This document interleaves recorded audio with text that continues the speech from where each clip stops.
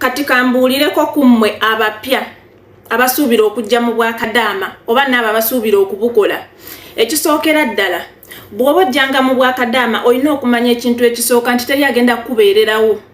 Ekyokubiri olina okweyogerera.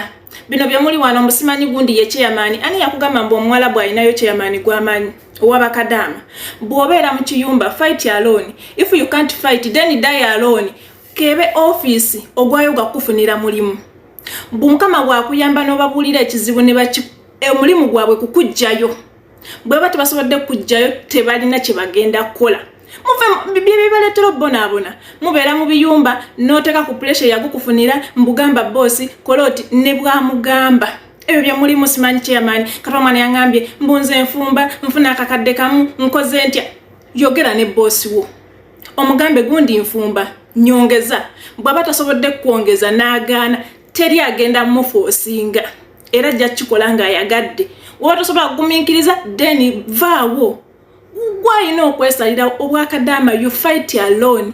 Bw'obaga obwongo tobulina ojja bonaabona ojja beera mu Bwakadaama bukutame woba tosobola kwerwanako. Nze nkubuulidde